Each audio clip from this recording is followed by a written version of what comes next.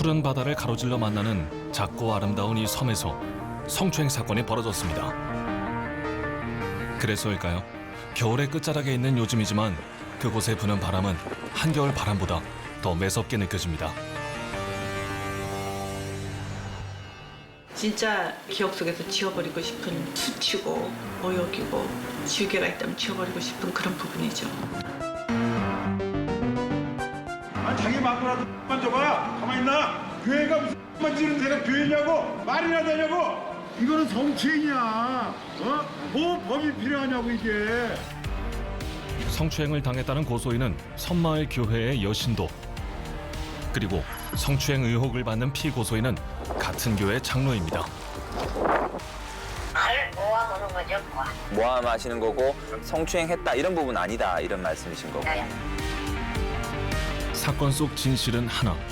하지만 양측의 주장이 첨예하게 대립하며 작은 마을을 분란 속에 빠뜨린 성추행 사건의 진실을 쫓아봅니다. 극심한 겨울 가뭄으로 목말라하던 땅에 반가운 한방눈이 내리던 날, 사건이 벌어진 섬마을을 찾았습니다. 그 KBS ETV 제보자들이라는 프로그램에서 나왔거든요. 여기 마을에서 있던 그 성추행 사건. 교회. 예. 우리들도 그냥 뭐 여기 평생 살면서도 그냥 보면 반가워서 그냥 아이고 이러는데 뭐 그게 무슨 성추행이야. 교인들 서로 만나면 반가서 악수하는데 그게 성추행이래요. 과했다 막 이런 얘기들 많이 하지. 아 과했다. 고소까지는 과했다. 아니 그 행동이 그 사람 행동이 그 장로님이 그게 이제 받아들이는 데 따라서 달라겠지. 본인은 반갑다고 하는데 악수 비벼대. 민망해요. 민망해. 얼마나 민망한데요. 섬마을 한 곳에 믿음직하게 자리한 교회. 이곳에 다니는 여신도와 장로의 성추행 진실 공방은 교인들은 물론 일부 마을 주민들까지 알고 있었습니다. 저희 집 앞에는 네네. 차량을 세우면은 이 교인들이 또 뭐라 그러니까요. 그러니까 그 뒷길로 올라가시면은 네. 뒷 산이 있거든요. 거기다 계시면 돼요.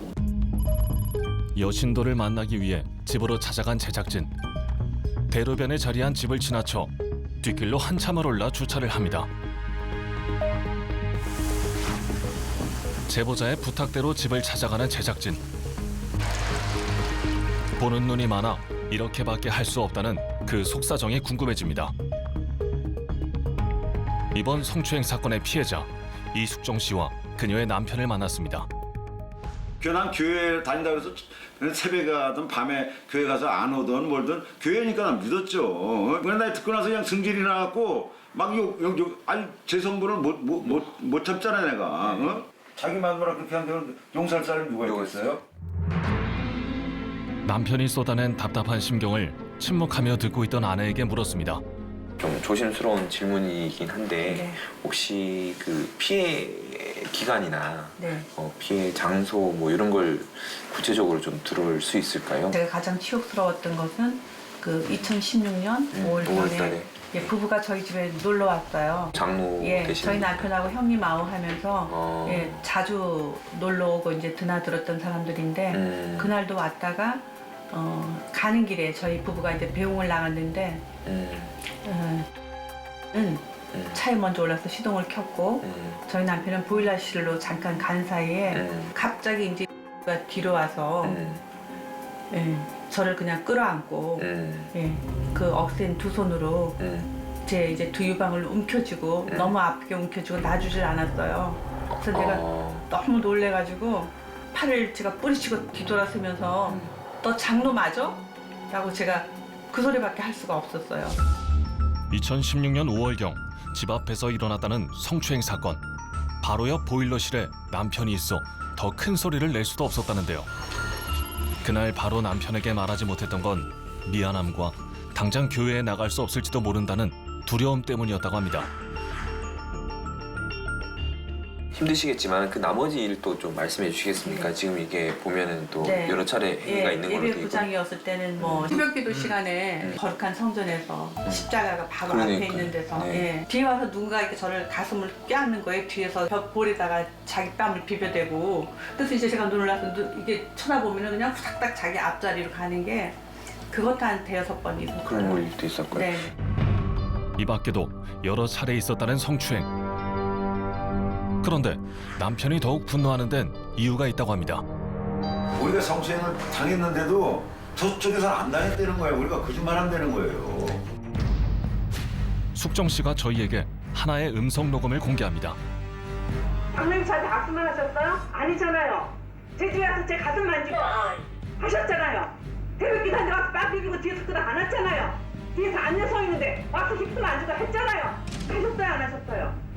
네, 내가 좋아서 내가 그래도 그분이 연락만 들었는데 했어요. 나도 그래서 그렇게까지는 몰랐었고 그래서 여하튼간에 잘못했어요. 이때 당시는 사과를 받아들였을 때 측은한 모습으로 정말 어렵고 힘든 걸음을 해서 왔다 생각해서 사과를 받아들였는데 그 이후에 지금 1년이 지난 지금 보니까 그게 그때를 모면하기 위해 했던 거짓 사과였다는 것을 알았죠. 외지에서 이사 온 뒤 얼마 지나지 않아 교회를 다녔다는 숙정 씨. 낯선 이곳에서의 생활이 안정될 수 있도록 큰 힘을 얻었다고 하는데요. 3개월째 바깥 출입은 물론 교회에 나갈 수 없다는 그녀는 사람들의 시선과 말이 무섭다고 합니다. 사람들은 제가 힘들다고 생각할까요? 교회에서 이제 시끄러우니까 그게 뭐 자기를 했어 뭐를 했어 라고 자야만 이 사람들은 성추행인 줄 알고 그깟 것 좀 만지기로 손이 그게 무슨 고소할 일이냐 뭐 우리는 허건날 그렇게 장난하고 살았는데 라고 얘기할 정도로. 처음엔 이 일이 숙정 씨의 문제만은 아니었다는데요.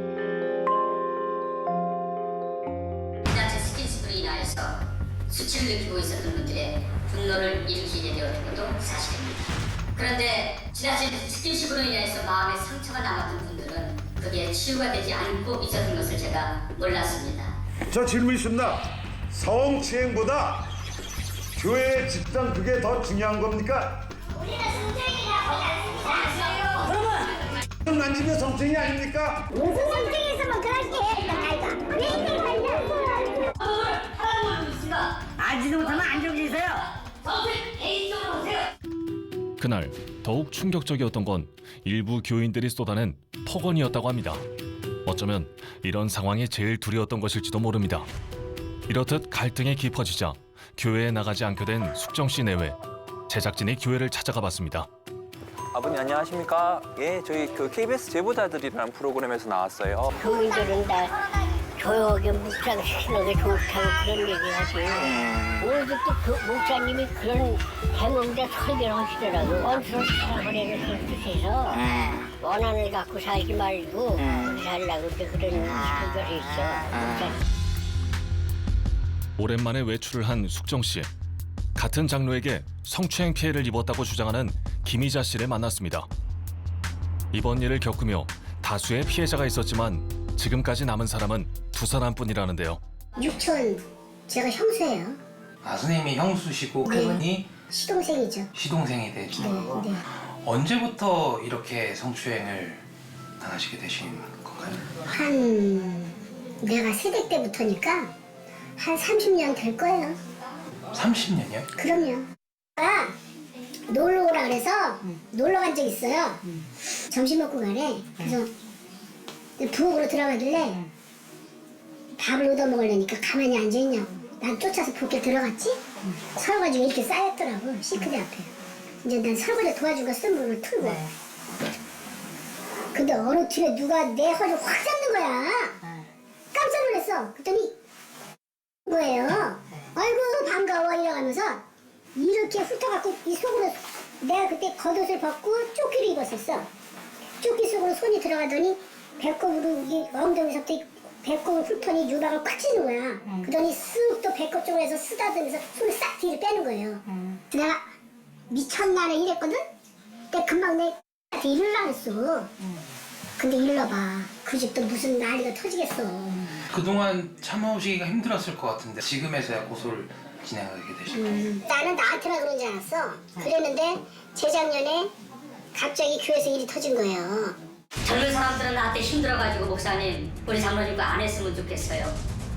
그런 얘기 나와서 내가 장로님한테 그 말 한 게 난 잘못됐다고 생각하지는 않아요, 사실은. 저 나름대로도 그런 느낌을 받은 적이 있어서 그런데 그날따라 목사님께서 손을 잡지 마라, 악수를 하지 마시라 그렇게 말씀을 하셨다고 해서 아, 올게 왔었구나, 이게 터졌구나. 남편이 저도 이렇게 봤을 때 지금 시대가 어느 때인데 장로님 저렇게 하실까 계속 주무르고 만지고 비비고 내가 보니까 되게 기분이 나쁜 거예요. 저도 장로님은 나는 반가운 마음에 했다 하더라도 받아들이는 사람이 수치심을 느끼면 이건 안 되는 거걸랑요.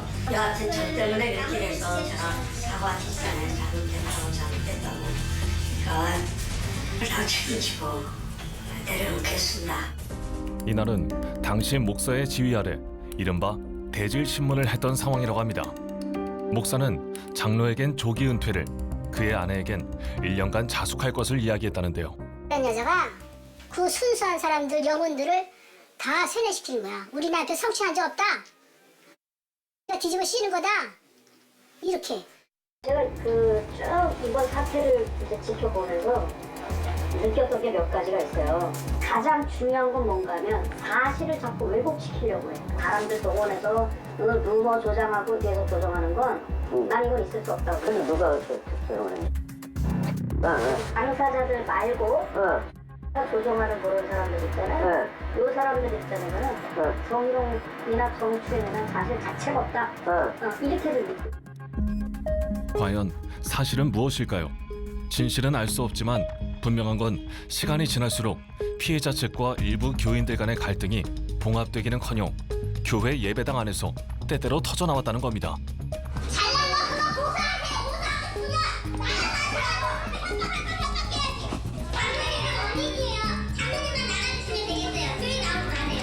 아무리 그들이 증언이 있을지라도 저희는 성추행한 거 믿지 않습니다. 저희는 안 믿어요. 장로님 고소하면 저희들이 도울 수 있는 방법 다 찾아서 도울 것입니다. 저희는 장로님 믿습니다. 장로님. 네. 그럼 지금에서 만날 때 고소 결정해갖고 하고 가실 준비돼 있어요? 네, 네. 아, 네, 됐어요. 과연 지금 이곳에 필요한 것은 무엇일까요? 이 모든 일의 중심에 있는 김철수 장로와 전화 연결을 시도해봤습니다. 여보세요? 여보세요? 네. 네. 장로님 되십니까? 네. 그 성추행을 당하셨다 이렇게 말씀하시고 1년 전에 그 부분 또 인정하시고 사과도 했다. 그런데 지금은 또 오히려 사실이 아니라고 하시고. 저는요, 인정한 거는 뭘 인정했냐면 인사법이 예전부터 네. 너나 없이 좋아하기 때문에 나는 교인들을 사랑하고 믿음으로 사랑했다는 말을 했지. 네. 그 성추행에 대해서 얘기한 거는 아닙니다. 목사님이 네. 가서 그래도 그분들 위로도 해주고 그래서 갔었습니다. 그럼 성추행이 없었다, 성추행한 주장은 사실이 아니다 이런 말씀이신 거죠? 나를 모아놓는 거죠, 모아. 장로님 저한테 악수만 하셨어요? 아니잖아요. 제 집에 와서 제 가슴 만지고 하셨잖아요. 태극기 단장하고 빡 비비고 뒤에 서도 안 왔잖아요. 하셨어요, 안 하셨어요? 내가 좋아서 내가 그래도 한 그분이 딱 들었는데 했어요. 양쪽간에 잘못했어요. 사과는 했지만 성추행에 대한 사과는 결코 아니었다는 입장. 그렇다면 당시 함께 사과를 하기 위해 숙정 씨 집을 찾았던 목사는 이 일을 어떻게 이해하고 있을까요? 당시 목사를 만나봤습니다. 저기 한 거는 가슴을 만졌다고 하는데 그거는 나는 모르는 일이고 그리고 어쨌든 그분이 늘 사람들 보면 그렇게 스킨십이 조금 지나친 부분이 있어서 저도 그래서 장로님 이거 나중에 문제될 수 있어요. 스킨십 그렇게 하지 마세요. 근데 이분은 그렇게 살아왔기 때문에 그게 그 얘기 듣고 그때 당시에 한 12월쯤에 목사님께서 중재하셔서 사과를 하라고 하셨다고 들었어요. 네, 장로님 무조건 사과해라. 네, 무조건 사과해라. 좋을 게 뭐가 있냐. 이거 법적으로 갈 수 있는 문제라는 건 지시를 하셔야 될 것 같고요. 법정에서 이 증언이 굉장히 불리하게 작용할 수 있고, 불정한 것, 불편하실 지금 안 하셔도 되고, 근데 저는 그래, 그렇죠. 사과의 수준이 결코 가볍지 않았음을 짐작할 수 있는데요. 고소인 숙정 씨와 희자 씨의 피해 사실 조사가 경찰서에서 늦은 밤까지 이어진 뒤 집으로 돌아간 그날 밤, 숙정 씨의 집엔 목사와 장로 부부가 찾아왔다는데요. 아니 당신은 이 사람들 왜 들이고 가만히 있어. 아니 얘기해보세요. 뭘 얘기를 하러 오셨대요? 들을게요. 그러니까 그 얘기는 들어봐야지. 뭐 드릴 말씀은 없어요. 저도 어려운 발권 왔어요. 죄송하고 한번 좀 봐주셔요. 나는 그래도 본사님 지도오시는 분이라 교회 오실 줄 알고 기다렸습니다. 집에 올 용기는 없었고 10개월 동안 고소한다고 한 적 없고. 제가 언제 목사님 협박했어요? 언제 고소한다고 그랬어요? 내가 그런 한 적이 들고 다닌대요 지금. 그렇게 한 적이 없어요. 아 제가 그랬냐고요? 목사님한테. 아니요. 아니죠. 예. 그리고 다음 날 저녁, 다 잘못했어요. 그날 형님은 그래도 다니면 이 사람 저 사람 인사하고 서로 알지. 우린 나가면 여기 아주 완전히 깜빵이야 깜빵. 쉽게 얘기해서 지금 여기 깜빵. 형님은 안 갔지만 우린 지금 깜빵 생활하고 있어요. 연 이틀 사과를 하기 위해 장로 내외와 함께 숙정 씨네 집을 찾은 현재 목사. 목사의 입장을 듣기 위해 교회를 찾았습니다. 이틀에 걸쳐 숙정 씨의 집을 찾은 이유에 대해 물었는데요.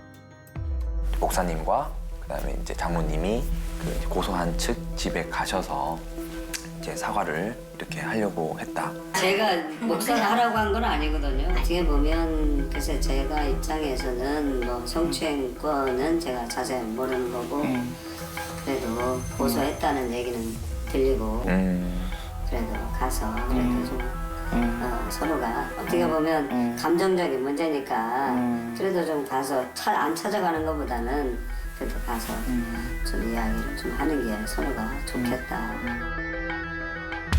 그렇다면 이 일의 중심에 서 있는 장로를 만나 이야기를 들어봐야겠습니다.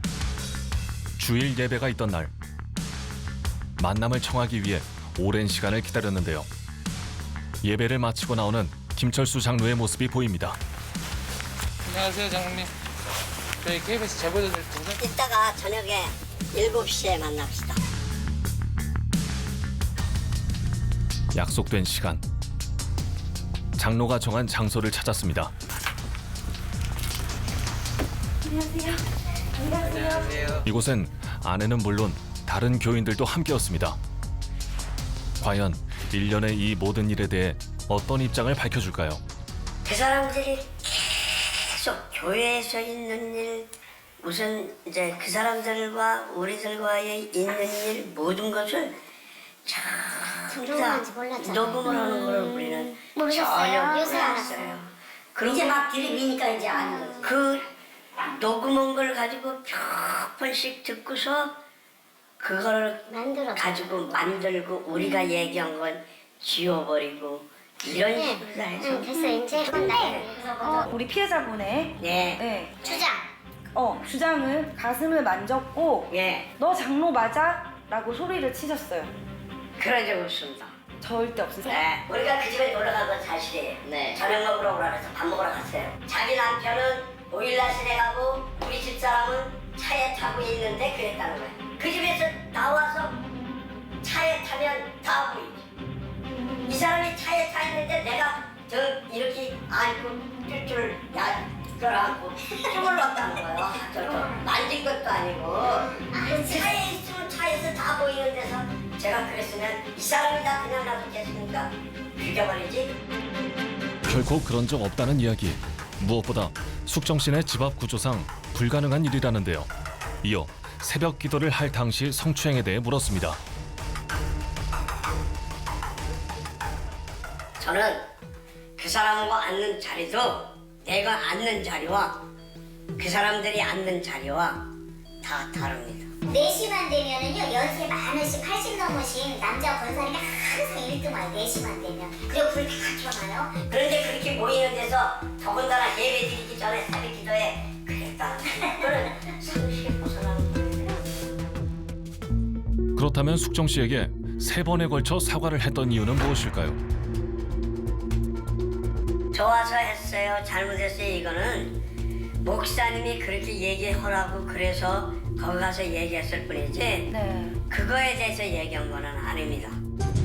특히 1차 사과 당시 함께 갔던 목사가 숙정 씨네 집에 가기 전 이야기를 했다고 합니다. 성폭행 이런 것들은요 딱 검찰에 들어가는 순간 무섭다요. 이거는 빼도 박으면 더 무섭다요. 이게 조금만 건들기만 해도 형량이 얼마나 크냐. 2년 6개월 징역이거든요. 이렇게 나와요. 우리 장모님한테 겁을 준 거잖아요. 사과하라. 얼마 떨잖아요. 또 다른 고소인 희자 씨의 성추행 주장에 대해 물었습니다. 장로님은 본인은 여기 이제 시집을 한 30년 전에 오셨는데 유치원 형수님이시라면서요? 사실이 세상에 엄마 다음에 형수예요. 아무리 육친간이라도 엄마 다음에 형수입니다. 내가 돌싼 놈이라도 나 이래가지고 양반 자손이에요. 아버지 없이 살았지만 나 그렇게 돌싼 놈 아닙니다. 그런 적이 없다? 없습니다. 근데 우리 집 오시지도 않는데. 그래요? 우리 집 그때 한번 가셨을 때 그랬잖아요. 저희하고 별로 사이 안 좋아서 마음에 없습니다. 평소에 이 스킨십이 조금 과한 건 있나요? 그렇죠. 우리 장모님이 과한 거 제가 인정해요. 뭐 이렇게 정말 등을 두들기고 이러는 과정에서 여름에 브라우스 입었을 때 등을 이렇게 쓰다듬었을 때는 좀 기분이 그렇기도 했다. 사실 그 권사님 말에 저는 같은 여자로서 저는 공감해요. 하지만은 믿지요, 남편은. 대체 진실은 무엇일까? 하나의 사건을 두고 엇갈리는 주장들. 만약 피해자 측의 거짓말이라면 무엇을 위해 이러는 것인지. 그리고 만약 장로의 거짓말이라면 여러 차례 사과를 하고도 왜 맞다고 인정하지 않는 것인지 알 수 없었는데요. 이번엔 피해자 측이 주장하는 일부 교인들에 의한 2차 피해에 대해 장로의 아내에게 물었습니다. 그런데 이제 그분들이 주장하는 건 이거더라고요. 지금 이 상황을 만든 건 제가 그랬대요. 내가 만들었대. 다 우리 교인들을 제가 선동을 했대요. 선동을 했대. 내가 미쳤어요? 미쳤냐고. 무슨 선동을 했어요? 아니 선동을 해도 되냐고. 옳지 않으면. 우리 교인들을 내가 막 이렇게 변사 기획위원회 못 들어가게 내가 선동을 했다는 거예요. 제가 주동자라는 거예요. 이 사람한테 예배부장 시켜주고 네. 기획위원회 시켜주면 내가 장로한테 죽을 때까지 순종한다고 그랬습니다. 네. 네, 그랬는데 이 사람이 얘기하기를 나는 네. 내가 내 임의로 예배부장을 시켜줄 수도 없는 거고 기획위원회를 넣어줄 수도 없는 거고. 근데 기획위원이라는 게 이게 사실은 교회 의회 같은 거예요. 큰 의사결 시험을 열리는 거거든요. 그걸 목적을 둔 거예요. 이 미투 사건은 본질이 아니에요. 그렇죠. 본질 아니에요. 쉽게 말해서 내보내고 교회를 장악하려고 그런 거예요. 과연 사실일까? 피해자 측의 확인이 필요했습니다. 교회 내 이른바 알력 다툼 끝에 이 문제가 확대되고 불거졌다는 상대 측의 주장에 대해 물었습니다. 기획위원회라는 자리가 있는데 그 자리에서 탈락이 되어서 거기에 대한 이제 보복심, 뭐 감정이 상해서 뒤늦게 과거의 일을 새로이 꺼집어내는 것이다. 이렇게 얘기하는데 내가 그 위치에 가면은 섬기고 내가 헌신해야 하는 자리인데 그거를 굳이 안 해줬다고 고소할 그런 거리는 말도 안 되는 거죠. 그거는. 기획위원회가 그렇죠. 큰 자리는 아니다. 그럼요. 나는 기획위원회에 있는 사람이에요. 나는 그리고 장로야. 근데 내가 뭐가 답답해서 기획위원회 가지고 이렇게 이슈화를 시키겠냐고 상식적으로 생각해보세요. 성추행 때문에 나는 다 숨잖아요. 그래서 내가 앞장을 섰어야 내 모든 걸 다 정말 내려놓고. 서로의 주장이 평행선을 달리고 결국 고소까지 이어진 상황. 진실은 그날 그 현장에 있었던 당사자만이 짊어져야 하는 짐이 되어버렸습니다. 진실을 찾기 위해 숙정 씨는 과감한 결단을 내렸습니다.